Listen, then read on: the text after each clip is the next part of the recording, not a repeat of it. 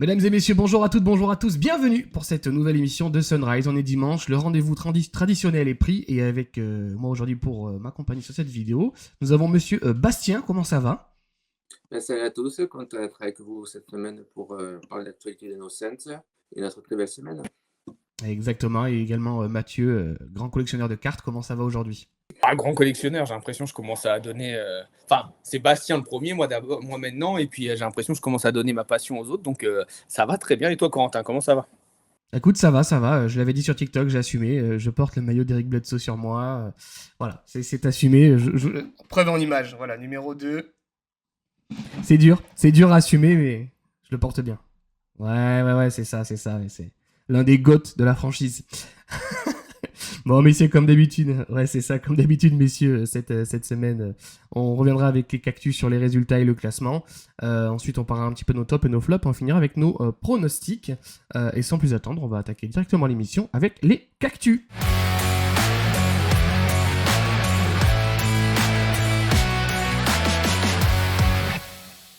Alors messieurs, quelques petites infos rapides, si vous ne l'avez pas vu passer par rapport à Jalen Green, voilà, donc absent 4 à 6 semaines, juste pour information, donc il est peu probable qu'on le revoie d'ici la fin de l'année, ou alors vraiment fin décembre. Donc voilà, ça c'est juste pour l'info sur Jalen Green. Deuxième info également, peut-être que vous l'avez un petit peu raté, mais on en reparlera plus tard, la G-League a repris. Donc l'équipe des Valley Suns a repris également du service. On y reviendra un petit peu plus tard. Et cette fois-ci, on va faire comme d'habitude, on va s'attarder sur les résultats. On va faire match par match. Premier match, donc c'est une victoire face aux Pelicans 121-98 dans un énorme blowout. Super match pour Grayson Allen qui bat le record de franchise de tir à 3 points, si je dis pas de bêtises, il en met 10. Donc ça c'est propre. Une victoire, finalement, il n'y a pas grand chose à dire. Et encore, j'ai envie de vous dire, le score est flatteur parce qu'il y a 10 minutes de garbage time. Toi, Bastien, sur ce match, bon, on joue franchement une équipe pitoyable de la conférence Ouest, mais c'est une victoire. Tout à fait, on prend toujours, malgré l'absence qu'il y avait eu de Jordan Poole et de Williamson. Après, c'est que Ray Allen nous a fait un match magnifique avec 42 points, 3 interceptions, 4 passes, avec un 10 sur 15 à 3 points. Booker qui a marqué à peu près 19 points dans le match. Et ce qui est bien, c'est que l'effectif a un peu tourné, avec un moyenne à peu près de 28 minutes pour les titulaires. Et on a fait un magnifique match, quoi. C'était agréable à regarder, quoi. Après, C'est c'est vrai qu'en que fait, t'as... il y avait personne, quoi. Et Ah Sean bah, Murphy qui avait fait un petit double-double avec 21 points et 10 rebonds. Et après, le reste, ça a essayé de tenir, mais c'était pas. C'est compliqué pour eux, quoi. bah, de toute façon, c'est une équipe pitoyable, hein. Mathieu, je veux bien ton avis, mais au-delà de ça, c'est quand même intéressant de se dire qu'on a tous moins de 30 minutes de temps de jeu, que Grayson Allen bat le record de la franchise alors qu'il force pas, pardon, mais 10 sur 15, il force pas. C'est pas un mec qui a bourriné à 3 points. Il en prend 15, mais il en met 10. Tant, mais qu'est-ce que tu veux que je te dise? Donc, super match. Ouais, qu'est-ce que tu veux lui reprocher? Puis à Grayson Allen, on en reviendra après, mais son début de saison, enfin, il marche sur l'eau, quoi. Il est énorme.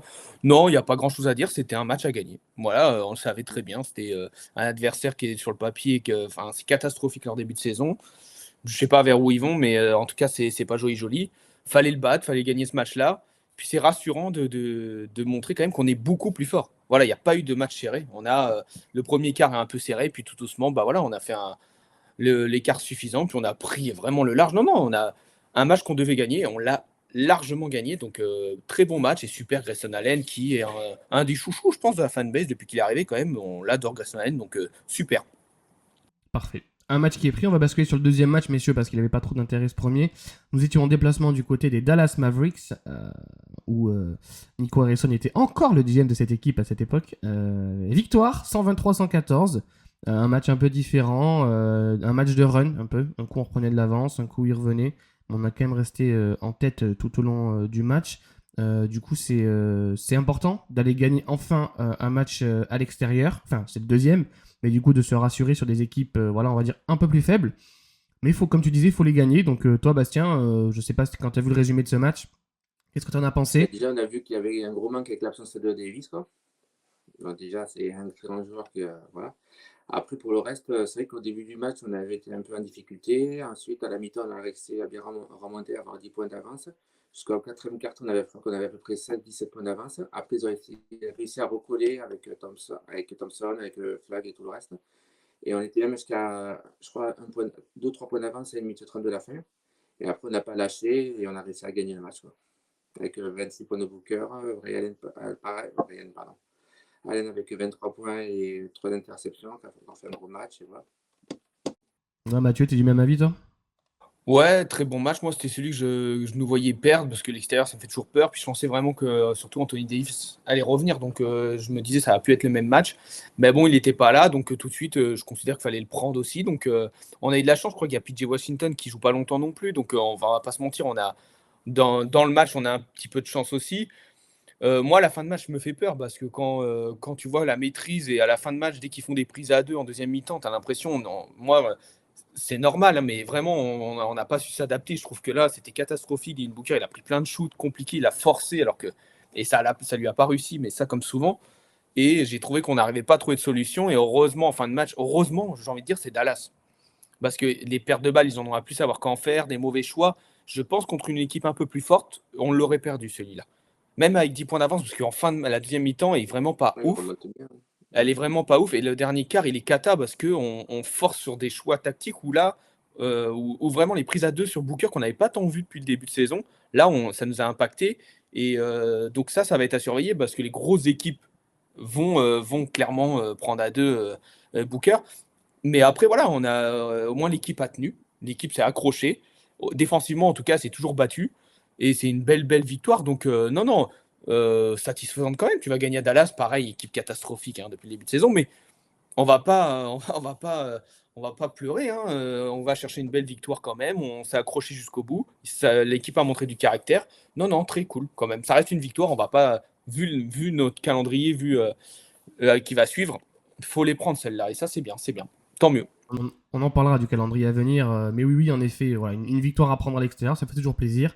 Et puis on finit la semaine en beauté, messieurs, pour 3 victoires et 0 défaite. On est invaincus cette semaine, c'est merveilleux. Avec un back-to-back cette fois-ci, nous recevions les Indiana Pacers, énorme équipe de l'équipe de la conférence Est, avec énormément d'ambition. Bon, il n'y a pas un joueur, hein. C'est une équipe, ça me fait de la peine, mais c'est une équipe de G-League qui est venue. Bon, bah, évidemment, on les démonte, hein, 133-98, et une fois de plus, comme je vous disais, il y a encore 8 ou 10 minutes de garbage time, donc je pense que ça aurait pu être encore plus gros comme écart. Bon, bah là, pas grand-chose à dire, à part le fait que une équipe de G-League, une équipe de NBA, on les a démontés, merci, au revoir, bon retour chez vous. Moi, j'ai rien à ajouter sur ce match, c'est juste que c'était logique. J'avais juste peur du back-to-back, parce que je me dis, tu sais, ouais... Ah, on peut souligner le fait qu'il n'y avait pas Mark Williams. On l'a reposé quand même.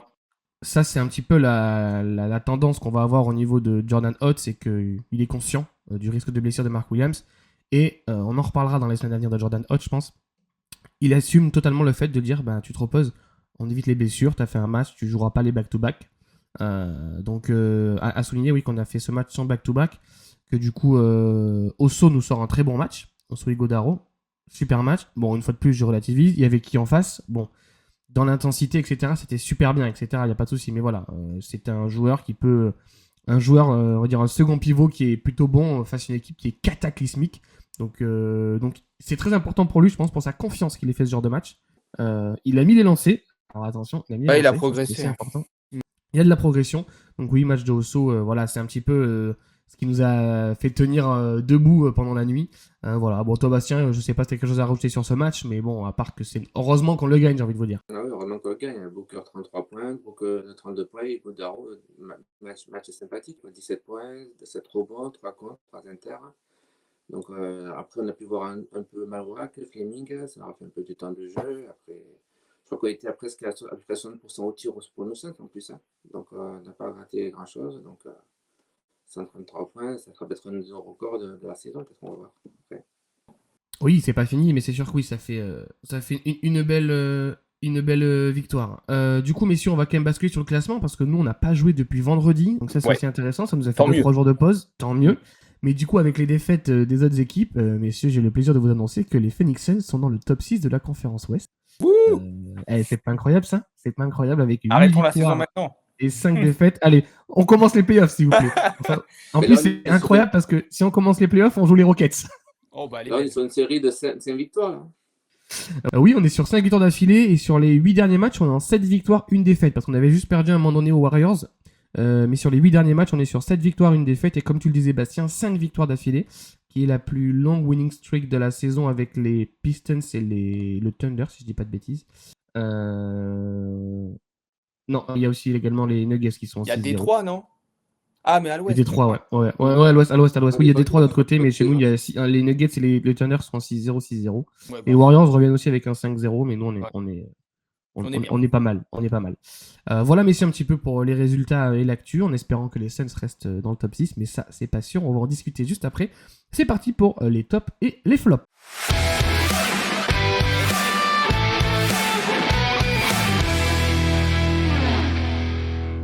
On va commencer, messieurs, ces tops et ces flops avec notre ami Bastien, qui va nous parler d'un point assez important de notre franchise. Tu as la parole, je t'en prie. Ben, moi, mon top, c'est la J-League. Donc, le retour de notre équipe des Valley Suns. Donc, déjà, on peut quand même remercier Mathis Bia de refaire activer une équipe de Suns. Comme ça, on peut envoyer nos jeunes au lieu de rester à l'attente sur le banc. Ouais, ça les fait courir, ça les fait bouger un petit peu. Donc, ça donne plus pour nous, quoi. Et on a pu voir un premier match avec Fleming et Mavrak. Donc, j'ai noté que Fleming, même malgré la victoire 107, non, pardon, malgré la défaite 107-104, Fleming a quand même fait un beau double-double avec 23 points et 11 rebonds. Et après Mavrak, il avait un peu plus de difficultés avec 3 contre, 9 points et malheureusement 6 fautes, quoi. Mais après, c'est toujours bien pour eux, comme ça, au lieu d'être sur le banc, à espérer gagner quelques minutes à l'NBA, comme ça les fait courir, ça les fait jouer, ça fait garder un peu de XP, comme je disais. Ce sera toujours un plus pour eux pour après essayer de gagner définitivement une place dans l'équipe, quoi.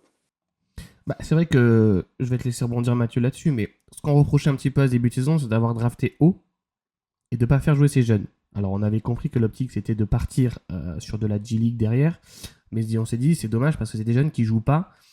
C'est maintenant qu'il faut qu'ils jouent. Là, on a vu qu'à partir du moment où la G-League a été ouverte, directement ils ont assigné Rashir Fleming et Kamal Maluar à la G-League, qui performe. Je trouve que Fleming a plus d'avance, il est plus NBA ready que Maluar, mais au moins ils jouent, ils vont peut-être progresser. Et l'avantage, c'est qu'en cas de blessure sur notre roster principal en NBA, bon, bah, t'as des mecs qui sont un peu en canne, qui vont pouvoir du coup venir dépanner. Je pense notamment à Fleming sur des postes 4, où on est assez limité, à part si on joue du small ball, small ball. Donc voilà, toi t'en penses quoi du fait que. Logique qu'il soit assigné à G-League, j'ai envie de te dire. Ouais, puis là, t'as dit quelque chose en plus totalement vrai, ou même Fleming, tu vois, à la fin, il a fait une interview du match avant-hier où il a dit que tout simplement, ça faisait longtemps qu'il n'avait pas joué autant de minutes. C'est pas une critique, hein, il le sait très bien, hein, mais pour dire que ça fait du bien d'être sur le terrain, de jouer. Ouais, Fleming est clairement plus prêt, je pense, que Malouard, où on le sait, le poste de pivot, il faut beaucoup d'expérience, beaucoup d'années, et on l'a vu même avec les Valley Suns, où voilà, il a fait des fautes très rapidement, faut qu'il bosse, quoi, mais il viendra. Ça va venir son tour à Malouard. Je pense qu'il a tout pour venir concurrencer. Peut-être pas Mark Williams, mais au moins pour venir prendre ce poste de backup. Pour Fleming, je pense qu'il y a moyen de le voir doucement mais sûrement percer avec les Suns dès cette saison.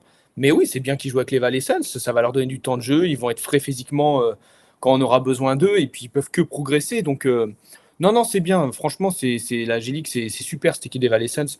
C'est top. Maintenant, il faudrait qu'ils gagnent parce que je crois qu'ils ont fait 3 matchs ou 2 matchs que des défaites. Ça serait bien pour la confiance, ça joue toujours. Donc, mais c'est cool. Tant mieux pour nos jeunes. Et tu sais quoi, vaut mieux qu'ils aillent jouer. Même Kobe Bry, hein, je ne sais pas si un jour il aura une carrière, mais au moins il joue là-bas. Il se met en confiance. Il a besoin de progresser aussi. Donc, c'est top. Franchement, on peut pas s'en plaindre. Ouais, ils sont que sur des défaites depuis le début de la saison, à savoir que c'est des défaites où on mène tout le match et on se fait démonter dans le quatrième quart-temps. Voilà un petit peu le profil des matchs. Donc ce serait bien que ces jeunes apprennent à bien finir les matchs. Bastien, est-ce que tu as des choses à rajouter sur ton top ou pas?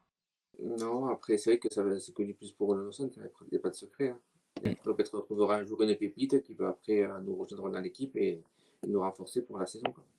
C'est ça. Je te suis, on te suit, c'est bien de souligner un petit peu cette équipe de G-League qu'on met un petit peu en valeur puisqu'on n'en parle pas souvent. Écoute, je vais parler de mon flop, Mathieu, avant de te laisser la parole. Mon flop, moi, il est très simple, j'ai envie de vous dire. C'est le calendrier. Alors, le calendrier à venir sur ces futures semaines. Je vous mets ça à l'image. Donc là, la semaine qui arrive, on reçoit Atlanta, on va à Portland, on reçoit les Wolves. Et là, accrochez-vous. À part les Kings, on reçoit les Spurs, on reçoit les Rockets, on va aux Kings. Et alors là, on va au Thunder, on reçoit les Nuggets, on va aux Lakers, on va aux Rockets, on va aux Wolves, on reçoit les Warriors, on va aux Warriors, on reçoit les Lakers. Et petite cerise sur le gâteau, on va 2 fois chez les Pels. J'ai envie de vous dire que c'est vrai que ces derniers temps, On était là, ouais, on a un bon bilan, on est top 6 de l'Ouest, ouais. Il faut quand même dire la vérité, on a affronté un peu ou des énormes bouses, ou des équipes qui sont pas particulièrement en forme en ce début de saison. On peut penser aux Grizzlies, à ce genre d'équipe, etc.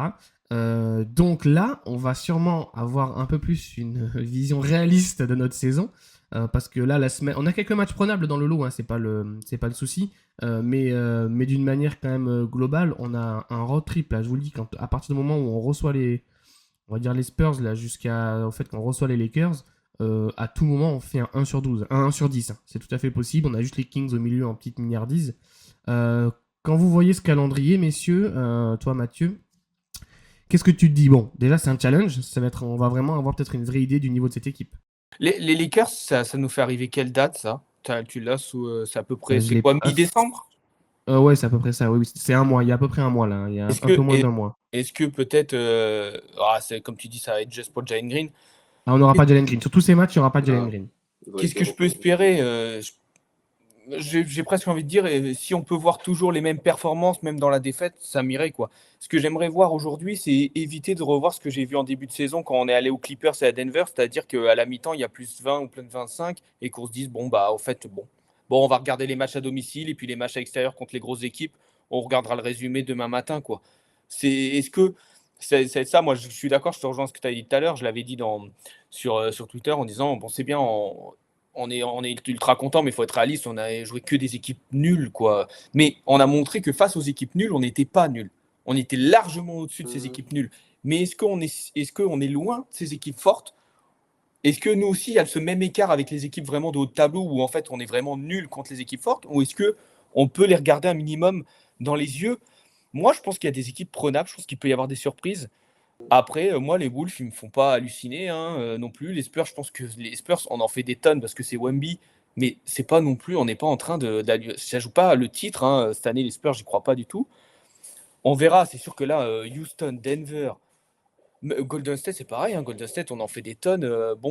Curry, il est pas dans un bon soir. On n'est pas non plus en train d'halluciner, quoi. Donc, je veux dire, hier, il a gagné contre les Spurs. Je veux dire, il met 40, il shoot à je sais pas combien. Il shoot pas à des tels pourcentages. Ils n'existent pas, Golden State. Hein, donc, il y a des matchs prenables. Après, on va pas se mentir. Ça serait un exploit d'être même à mid hein, après jusqu'aux Lakers. Hein. Mais ça va être un vrai test pour dire est-ce qu'on arrive à maintenir le niveau contre les équipes nulles face à ces équipes fortes. Ça va être sympa à voir. À voir. De toute façon, on savait que ça allait arriver à un moment donné. Hein. Fallait pas rêver. Hein. Bah, surtout que sur le calendrier que j'ai été vérifié, le dernier match des Lakers, là, avant les Pelicans, c'est le 24 décembre. Donc voilà, donc on devrait récupérer Jalen Green dans ces eaux-là. À mon avis, il reviendra pour les Pels tranquillement. Sachant qu'après les deux matchs des Pels, je crois qu'on va au Wizard. Donc bon, ça devrait. On va bien. On va en faire à l'Est. Mais oui, toi, Bastien, du coup, quand tu vois ce futur calendrier, c'est un test, on est d'accord.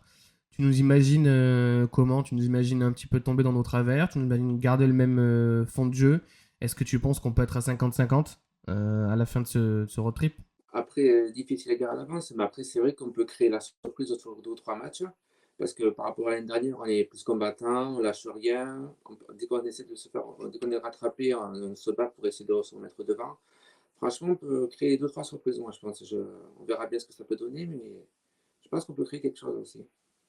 Bah moi, dans ce calendrier, ce qui me tique, c'est qu'on est attendu nulle part, j'ai envie de te dire. Donc, comme tu disais, Mathieu, il faut qu'on garde le même style de jeu, qu'on se perde pas dans des trucs un peu bêtes. Voilà, qu'on garde ce style de jeu. Mais par contre, ce que je trouve par rapport au début de saison, c'est que on va dire sur les seules équipes un peu faibles, entre guillemets, qu'on va affronter, on n'a pas le droit à l'erreur. Parce que là, imagine, tu perds les Kings. Même si je trouve qu'ils sont sympas, mais voilà, tu perds les Hawks ou tu perds les Blazers, qui sont un peu en deçà, il n'y a pas Trae Young, etc. Ou à la fin, tu perds un des deux contre les Pels. En fait, si tu t'es fait dérouiller, tu t'as pris 10 branlés avant parce que forcément, c'est des équipes beaucoup plus fortes, tu peux pas te permettre de perdre ces petits matchs, entre guillemets. T'as beaucoup moins de marge de manœuvre. Parce que si tu commences à perdre ces petits matchs contre des équipes un peu plus faibles, tu prends vite un 0-14, là, je peux te dire que ça fait drôle. Ou un 2-12, tu vois. Et là, ça fait mal. Là, ça fait mal parce que tu finis 12-13e comme on avait prévu. Il faut gagner ces matchs contre des équipes à peu près équivalentes à nous. Là, à l'heure actuelle, Atlanta, on va les jouer ce soir. Je pense que c'est une équipe qui est forte. Attention, hein, c'est pas une mauvaise équipe, hein, mais c'est une équipe sur le papier. Je pense qu'aujourd'hui, on les regarde dans les yeux. On est à peu près équivalents, surtout avec leurs blessures. Pourquoi on pourrait pas gagner à Portland hein? Portland, c'est pas, on n'est pas en train de. Portland, c'est pas une équipe extraordinaire. Hein. Donc c'est une bonne équipe, mais comme nous, c'est des équipes qui visent à peu près comme nous, qui sont un peu plus attendues, mais aujourd'hui ils font pas un début de saison incroyable. À voir vraiment, c'est peut-être même les plus intéressants, c'est les 3 qui suivent derrière là. Minnesota, Spurs, Houston à domicile. Est-ce qu'on n'est pas capable de faire au moins un 2-1 sur ces matchs-là? Mm. Parce que les Spurs, c'est fort. C'est des équipes à domicile. Peut-être à l'extérieur, ça paraît compliqué d'aller les chercher. Mais à domicile, je pense qu'on peut aller les chercher. Après, voilà, encore une fois, il ne faut pas des blessures, quoi. Là, nous, on est à une blessure que ça devienne vite compliqué parce que on n'a pas de marge derrière, quoi. C'est vite, ça peut être vite galère. Mais il y a des matchs prenables. Il y a des matchs prenables. Je suis d'accord avec Bastien. Il peut y avoir des surprises. Il peut y avoir une surprise à l'extérieur, hein. Là, bon, ça serait pas déconnant non plus. Si on pouvait gagner à Houston, là, je régale. Moi, je suis content. Ou aux Mais Lakers. ça, on verra. Ouais, aux Lakers, les Lakers. Ouais. Ça, on verra. Bon, voilà un petit peu pour le calendrier pour la suite. C'était aussi pour permettre un petit peu à nos auditeurs, entre guillemets, ou nos viewers, de se projeter sur la suite et de comprendre un petit peu ce qui attend aux Suns. On va terminer ses tops et ses flops avec Mathieu, qui a un top, si je dis pas de bêtises. Je te laisse nous en parler. Ouais, bon, on l'avait parlé ensemble parce que moi, j'avais pas trop d'idées. Et pourtant, quand tu me l'as dit, je me suis dit, bah oui, évidemment, Grayson Allen, quoi. Grayson Allen, quelle semaine! Mais quel début de saison! Presque on peut venir globalement, Grayson Allen, c'est le deuxième meilleur joueur. On peut mettre peut-être Mark Williams quand même. Mais quand même, Grayson Allen, je pense, c'est le deuxième meilleur joueur derrière Devin Booker depuis le début de saison. Mais là, cette semaine, il a en plus marqué la franchise parce que, comme il l'a dit Bastien tout à l'heure, record. Non, c'est toi, Corentin, peut-être. Record de 3 points Mm. sur le match contre New Orleans. Et puis d'une propreté, mais je trouve qu'il a même progressé, même dans déjà la création pour lui-même, mais même collectivement. Enfin, je veux dire, il a une vision. Enfin, je sais pas ce que vous en pensez, mais est-ce que c'est pas le meilleur shooter à 3? C'est clairement le meilleur shooter à 3 points cette année, à l'heure actuelle, de la NBA. Moi, je sais que certains en parlent déjà en disant ouais, super, il fait monter sa valeur pour le trade et tout, mais en fait, j'ai pas envie qu'il parte, quoi. Mm. Parce qu'en fait, si tu veux, ou alors vraiment, enfin, je comprends pas l'idée de le faire partir parce que l'idée de le faire partir, ça serait de faire venir donc des pics et tout, mais donc, ben, c'est quoi le projet que tu as vendu à Booker? Enfin, tu lui dis quoi? Bah ouais, en fait, t'inquiète, ouais, t'inquiète, on va reprendre des jeunes. Mais on les voit bien, déjà, les jeunes, on les fait pas jouer pour l'instant. Donc en plus, enfin, quel est le Mm. projet? Mais Grayson Allen, tu trouveras pas d'autres Grayson Allen à l'heure actuelle. Un mec comme ça. Autant Royce O'Neal, ok, pourquoi pas. Mais Grayson Allen, enfin, tu peux le faire titulaire. De toute façon, je pense que même avec Jalen Green, il sera titulaire. Je pense qu'il sera titulaire, Grayson Allen, parce qu'il est trop fort. Il est trop fort. À 3 points, il est en confiance incroyable. Défensivement, il est présent. C'est un complément oui, je suis d'accord, plein d'équipes voudraient avoir. Mais non, je sais pas ce que vous en pensez. Grayson Allen, son début de saison, enfin même cette semaine-là, je sais pas, Bastien, qu'est-ce que t'en penses toi de Grayson Allen cette semaine-là? Énorme. Ouais, énorme. Là, j'ai ses stats depuis le début de la saison. Il est presque à 19 points par match, presque 5 rebonds, presque 2 passes. Non, pardon, qu'est-ce que je dis? Presque 5 passes par match, 2 interceptions, presque à 45% à tir à 3 points. C'est propre, quoi. Ouais, C'est Corentin, propre. pareil. T'en penses quoi, toi? Ouais, alors c'est clairement notre deuxième option offensive en l'absence de Jalen Green. Là, c'est indéniable. Moi, je veux pas qu'il parte parce que, comme tu dis, il y a le côté Booker, faut arriver toujours à garder Booker. Et en plus, au-delà de ça, c'est quand même un joueur qui se plaît à Phoenix. Tu vois, faut quand même aussi le souligner. C'est pas un mec qui se dit ah vas-y, ça me gave, on va finir mid, je veux me barrer. Non, tu vois, c'est un mec qui se plaît à Phoenix, qui avait un peu des casseroles au cul, que ce soit en universitaire ou même quand il était à Memphis et tout ça. Il était un peu tête de con entre guillemets. Là, il se remet un peu dedans à Phoenix avec, tu vois, je trouve que c'est vraiment un mec qui a gagné en maturité, une arme offensive à 3 points. Demain, t'es les Saints. Non, mais imagine. Je dis pas qu'on est une équipe, tu vois, qui joue hyper loin, qui vise hyper haut. Mais tu prépares ton match contre les Saints, tu te dis, ok, Booker a la balle, il a Jalen Green en deuxième option, t'as Grayson Allen qui tourne partout pour avoir un shoot. Ok, en fait, je défends qui là? Je défends qui? Tu vois, ça peut tomber de partout. À noter que Jalen Green est sorti un petit peu blessé au dernier match. Je pense qu'il sera out ce soir. Pour l'instant, il est toujours annoncé out, mais bon, ça peut changer au dernier moment. Ouais, day to day pour lui. Ouais, day to day, donc on verra. C'est rien de grave, hein, c'est une béquille. Mais du coup, voilà, il jouera peut-être pas ce soir. Mais un joueur hyper important et je trouve qu'il a une présence. En fait, on se demandait, ouais, Booker, ok, créateur, etc. Ce qui fait bien, il a quand même pas mal de passes cette année. On s'est dit, mais derrière lui, qui va créer? Mais qui va créer pour l'équipe? Donc on se disait, Jalen Green, est-ce qu'il est capable de ça? C'est pas un passeur naturel, c'est un scoreur. Gillespie fait un très bon match, mais c'est de la seconde rotation, tu vois. Mais attention, il joue super bien. Et au final, est-ce que la surprise, ce serait pas Grayson Allen? Ce serait pas Grayson Allen parce que le mec, quand même, on est d'accord que c'est censé être un shooter, il est quasiment à 5 passes de moyenne hein, par match. Hein. C'est ça. Ouais, non, mais il a une qualité de passe. Il sait même sur certains points, genre là, je trouve, même si là il est en train de progresser Booker, même la connexion avec les pivots, je trouve que c'est un meilleur connecteur avec les pivots. Il envoie des alley-oops et tout. Il a ce truc naturel et mais même le drive hein, quand il attaque le cercle, hein, quand il Il va attaque. chercher des lancers. Il va Il est chercher des lancers. propre, Grayson Allen. Et pourtant, t'as l'impression qu'il est lent, tu sais, quand il commence mais en fait, il est ultra propre. Non, non, Grayson Allen, il a encore progressé. Il a progressé, quoi. Et là, c'est devenu une vraie menace. Et tu l'as dit, quand Booker, il est pas là, on s'est dit, putain, il n'y a pas de Jalen Green, là, comment on va faire? Gillespie, impeccable, il n'y a pas de souci. Mais en fin de compte, tu mets Gillespie, Grayson Allen.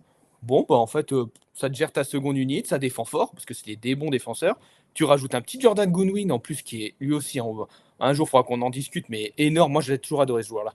Mais qui est défensivement impeccable. Bah, en fait, tu as une vraie équipe. Quoi. Et puis, Grayson Allen, il va te mener la seconde unité quand il n'y a pas Booker. Quoi.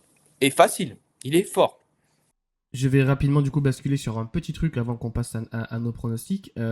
Est-ce qu'on peut pas se dire que, donc on parle de Grayson Allen, wow, même Goodwin, même Gillespie, tout ça, est-ce qu'on peut pas glisser un petit mot pour Jordan Hott quand même? Parce que je trouve que le système de jeu qu'il met en place, ça bouge beaucoup, il y a du mouvement, etc. Ça rend quand même service aux joueurs. Ça rend service j'ai envie de dire, au niveau de jeu tout simplement de l'équipe. C'est lui qui met ça en place, c'est lui qui fait briller aussi un petit peu les joueurs parce qu'ils sont pas laissés à eux-mêmes. On voit que c'est quand même cadré, que ils sortent pas des écrans par hasard. Quand ils sortent, t'as un double écran en ligne de fond, là, ils remontent comme ça, un peu comme se fait Stephen Curry des fois, tu vois. Et puis, hop, ils vont trouver Royce O'Neal à l'opposé, etc. Il y a un beau mouvement de balle, je trouve que c'est bien pensé. Donc moi j'ai envie de... Voilà, je sais qu'on en reparlera dans les semaines à venir. Peut-être que Thierry même en reparlera dans les semaines à venir parce que je sais que ça lui plaît beaucoup. Jordan Hott, franchement, on avait des doutes, mais on ne sera pas champion, c'est sûr. Mais en tout cas, ce qu'il nous propose, c'est plaisant. Et il est en train de faire la chose la plus importante qu'on attendait tous, c'est nous donner du plaisir à regarder cette équipe jouer. Donc voilà, moi j'en glisse une petite pour Jordan Hott parce que je pense que c'est lui l'artisan de ce jeu actuel. Ouais, Bastien, tu veux en dire quelque chose? Non, mais après, il a bien résumé. Les joueurs le respectent, ils écoutent les systèmes, tout se passe bien. Quoi. Ah ouais, Il est non. respecté, il est apprécié par les fans, il est apprécié par tout le monde, donc c'est que du plus pour nous. Quoi. Ouais, bah je disais même les Cavs, même les fans de Cleveland, tu vois, enfin surtout ceux qui gèrent les comptes sur Twitter, eux disent que tu as l'impression quand même que depuis qu'il est parti, offensivement, c'est plus galère, tu vois. Ils ont plus de mal. Et je pense que ouais, Jordan, c'est un super tacticien.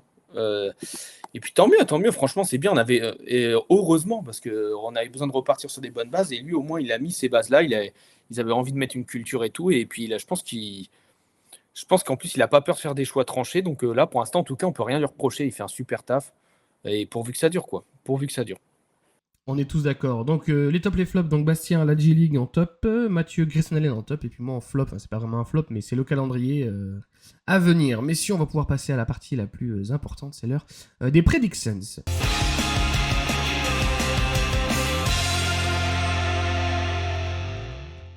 Alors avant de parler un petit peu du calendrier à venir, petit rappel sur les scores, et oui, puisqu'on avait annoncé 3-0, donc Bastien, Thierry et moi nous marquons un point. Thierry prend seul la tête de ce classement, et la bulle pour Mathieu, voilà, toujours à 0. C'est quand tu veux que tu débloques ton compteur, Mathieu. Bah ouais, je sais même pas quoi faire encore là. On Ouais, dit dans le sud, écoute, tu vas finir Fanny. Hein. Ah, bon, ça suffit la saison Phoenix, je peux dire que tu nous invites tous à Phoenix pendant un week-end. Hein. Ah oui, t'as raison. Il n'y a pas une ville qui s'appelle Phoenix en France, là, un petit village Non, là, tu vas pour trouver garder, ça. Je suis bien un truc qui s'appelle Phoenix, je sais pas où, Un bar. en Bar Angleterre Phoenix, ou je sais pas où. Ah, non, voilà, dans un bar, très bien. Tu nous invites au bar le Phoenix, c'est Voilà. parfait. Donc voilà un petit peu pour le classement, messieurs. Ça, c'est notre petit concours amical à nous. On va passer quand même sur le calendrier qui nous attend cette semaine. On a donc 3 matchs. Premier match cette nuit, on reçoit les Hawks à 2h. Ensuite, dans la nuit de donc mercredi matin, c'est hyper tard. On se déplace à Portland à 5h du mat, messieurs. Donc presque couchez-vous et levez-vous tôt. Et on terminera du coup la nuit, donc samedi matin, du coup la nuit de vendredi à samedi à 3h du mat. Où on va recevoir les Wolves à domicile qui comptera pour la NBA Cup. Bastien, écoute, tu vas aller 10-20 secondes là pour ton prono de chaque match. C'est parti. Ben, moi, je pense qu'il y aura 2-1 pour nos Saints. Donc, je pense qu'il peut y avoir une victoire contre les Hawks. Avec en face, il y a quand même Jay Johnson qui nous fait quand même un bon début de saison. Trae Young, je crois qu'il est encore absent. Il est blessé. Il est blessé. Après, on va retrouver notre Coco Rico Excusez-moi. Rizaché. Rizaché, pardon. Pour pour nous montrer un peu les couleurs de la France, qui fait aussi un bon début de saison. Après, en face, il y a les Blazers. Donc, pareil, les Blazers avec Avdija qui fait une saison monstrueuse aussi, qui a apporté énormément de choses pour les Blazers, les Sharks aussi. Et au pareil, on va retrouver notre coup de cœur qui est vraiment parti, Camara. Ouais, tout manière. Voilà. Donc, je pense qu'on peut réussir à faire les 2 victoires contre eux. Après, contre les Wolves, il faut voir. Après, il y a toujours Edward et Randers qui nous mettent tous les deux plus de 20 points par match. Rico aussi, Gobert en double avec 2 contre par match. Mais après, je pense que 2-1 qui peut être une défaite contre les Wolves. Mais après, je pense que contre les Blazers, contre les Wolves, ça peut être prenable. Donc 2-1. 2-1 pour Bastien. Toi, Mathieu? Moi, je dis 2-1 aussi. Je vais être positif. J'espère que Grayson Allen est là, par contre, parce que je pense que si Grayson Allen n'est pas là, j'ai peur qu'on perde, par contre, ce soir. Mais bon, moi, je vois... Allez, moi, je nous vois gagner Atlanta et on gagnera l'un des deux. C'est-à-dire soit à Portland, soit on gagne à domicile contre les Wolves. J'ai presque envie de gagner contre les Wolves. Je sais pas pourquoi, mais plus le temps passe, plus ça m'énerve quand on parle tout le temps d'Anthony Edwards. Alors, j'adore le joueur exceptionnel, mais quand t'en parles, t'as l'impression de Devin Booker, c'est un arrière qui est nul à côté. Alors, t'as envie de dire, regarde ses stats, rien que cette année, il est meilleur que lui, en fait, dans une équipe qui est censée être moins forte que lui. Donc, bon, ça m'énerve. Non, je pense qu'on est sur une bonne lancée. Et je pense qu'aujourd'hui, sur ces 3 équipes-là, je pense qu'on peut les regarder dans les yeux, les 3. Donc, je pense qu'on en gagne 2. J'y crois bien, moi. Et toi, Corentin? 3-0. Non, je rigole, c'est pas vrai. Tu aurais pu, pourquoi pas, hein. Tu peux. Non, 2-1. En fait, moi, je pense qu'on perd à Portland. Je m'explique. Bon, c'est vrai que s'il n'y a pas Grayson Allen ce soir, ça peut être compliqué. Mais je pense qu'on peut gagner. On est à domicile. On est quand même costaud à domicile. En fait, je trouve qu'on est une équipe qui défend extrêmement bien sur du 1 contre 1, sur du one man. Mais on a encore un peu de mal sur, on va dire, des collectifs. Et je trouve que Portland, ça commence à jouer un peu collectif, ça peut nous embêter. Il y a un peu de mouvement de balle, alors que je trouve que normalement tu prends les Wolves c'est très fort, mais c'est très statique. C'est du Randle, du Edwards, du 1 contre 1. Il n'y a pas tant de mouvement de balle que ça. Et je me dis qu'avec les Ryan Dunn, les Dillon Brooks, même les Booker et Allen, ou si tu as Mark Williams dans la raquette, tu peux arriver à t'en sortir. Donc moi, je pense qu'on prend nos 2 matchs à domicile. Et du coup, on serait invaincu en NBA Cup. Et je pense qu'on perd à Portland, sur un jeu collectif. Il faut bien qu'on ait un match sans, ça va pas rentrer. Voilà, ce genre de détails. Même si je pense que sur tous ces matchs, on a des armes pour défendre quand même les adversaires, puisque le meilleur joueur chez les Hawks, c'est quand même Jalen Johnson. Mais je veux dire, tu as quoi envoyer dessus, entre Dillon Brooks, entre Ryan Dunn, etc. Quand tu prends Anthony Edwards, c'est pareil. T'envoies Ryan Dunn, t'envoies Dillon Brooks, ça joue, tu vois. Voilà. Et puis même si tu prends Avdija, c'est un peu le même délire. Mais voilà, je pense que le collectif, ça va être un match sans à Portland. Donc 2-1 également. Bon, après, c'est classique. Faut dire 2-1. Bon, on s'y attendait un petit peu. Non, et sauf une personne qui a quand même été plus pessimiste dans les pronostics. Je vous mets ça sous les yeux. Thierry voit 1-2. Une victoire, 2 défaites. Bon, ce qui est aussi entendable, moi ça me choquerait pas. C'est pas déconnant. Et Pierre est de notre avis avec 2 victoires et 1 défaite. Voilà, messieurs, on a fait un petit peu le tour de cette semaine NBA et de la semaine à venir. Est-ce que vous avez quelque chose à rajouter avant qu'on rende l'antenne? Bon, non, je crois pas. On a fait un bon tour là. J'ai rien de spécial à rajouter cette semaine. Je sais pas, Bastien, t'as quelque chose à dire, toi? Que les Suns continuent à nous faire plaisir et montrer encore du bon jeu, quoi. Ouais. Exactement. Voilà. Du plaisir. On veut du plaisir et des victoires au passage. Ouais, merci. Voilà, messieurs, on a fait le tour. Pauline, juste merci à vous tous qui êtes de plus en plus nombreux quand même à venir discuter avec nous, partager et tout. Il y a une vraie fanbase, franchement, c'est du plaisir. Donc merci les gars d'être là au quotidien, à partager avec nous notre passion des Suns. Voilà, continuons comme ça, comme nos Suns, à rester forts.